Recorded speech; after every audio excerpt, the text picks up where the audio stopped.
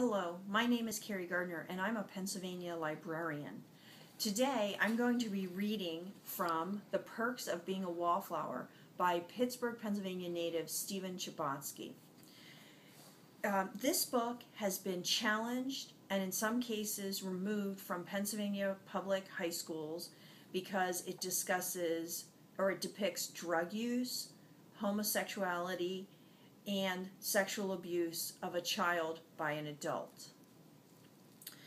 In order to set the story for you, our main character is Charlie. He's a high school freshman. He's gone through a very difficult time. He doesn't know anyone in high school. He has fallen in with a crowd, and two of the people in this crowd include Samantha, Sam, and her stepbrother, Patrick. They are at a party after the homecoming dance. Charlie has just eaten a marijuana-laced brownie, but he doesn't realize it. Then Sam took my hand, stood me up on the dizzy floor. "Come on, we'll get you a milkshake."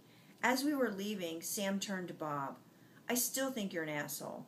All Bob did was laugh, and Sam finally laughed too, and I was glad that everyone seemed as happy as they seemed. Sam and I got to the kitchen and she turned on the light. Wow, it was so bright. I couldn't believe it. It was like when you see a movie in the theater during the day, and when you leave the movie, you can't believe that it's still daylight outside. Sam got some ice cream and some milk and a blender. I asked her where the bathroom was, and she pointed around the corner, almost like it was her house. I think she and Patrick spent a lot of time here when Bob was still in high school. When I got out of the bathroom, I heard a noise in the room where we left our coats. I opened the door, and I saw Patrick kissing Brad. It was a stolen type of kissing. They heard me in the door and turned around. Patrick spoke first. "Is that you, Charlie?" "Sam's making me a milkshake." "Who is this kid?" Brad just looked real nervous and not in the Bob way. "He's a friend of mine. Relax." Patrick then took me out of the room and closed the door. He put his hands on both of my shoulders and looked me straight in the eye. "Brad doesn't want people to know." "Why?" "Because he's scared." "Why?" "Because he is. Wait, are you stoned?" They said I was downstairs. "Sam is making me a milkshake."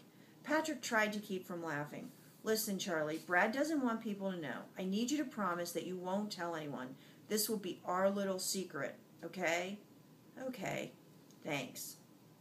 With that, Patrick turned around and went back into the room. I heard some muffled voices and Brad seemed upset, but I didn't think it was any of my business, so I went back to the kitchen. I have to say that it was the best milkshake I ever had in my life. It was so delicious it almost scared me. Before we left the party, Sam played me a few of her favorite songs. One was called Blackbird. The other was called MLK. They were both very beautiful. I mentioned the titles because they were great when I listened to them sober later. Another interesting thing happened at the party before we left. Patrick came downstairs. I guess Brad had left, and Patrick smiled, and Bob started to make fun of him having a crush on the quarterback, and Patrick smiled more. I don't think I ever saw Patrick smile so much. Then Patrick pointed at me and said something to Bob. "He's something, isn't he?" Bob nodded his head. Patrick then said something I don't think I'll ever forget. "He's a wallflower." And Bob really nodded his head. And the whole room nodded their head, and I started to feel nervous in the Bob way, but Patrick didn't let me get too nervous. He sat down next to me. "You see things, you keep quiet about them, and you understand."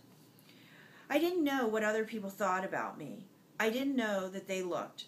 I was sitting on the floor of a basement of my first real party between Sam and Patrick, and I remembered that Sam introduced me as her friend to Bob, and I remembered that Patrick had done the same for Brad, and I started to cry.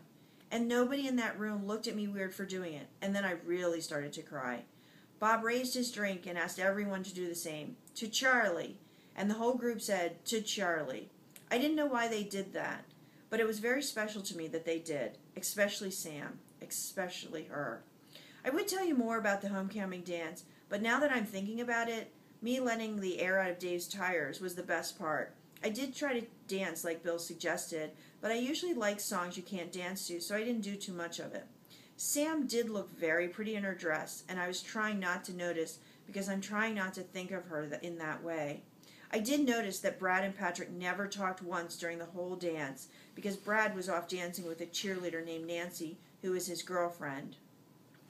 And I did notice that my sister was dancing with a boy that she wasn't supposed to, even though a different boy picked her up at the house.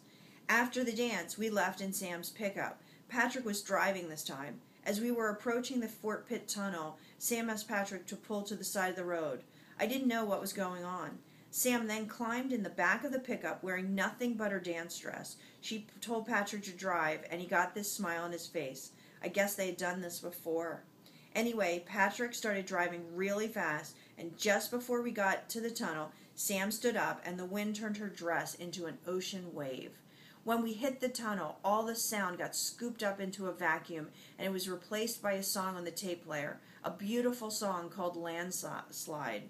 When we got out of the tunnel, Sam screamed this really fun scream, and there it was, downtown, lights on buildings and everything that makes you wonder. Sam sat down and started laughing. Patrick started laughing. I started laughing. And in that moment, I swear, we were infinite. The Perks of Being a Wallflower by Stephen Chbosky.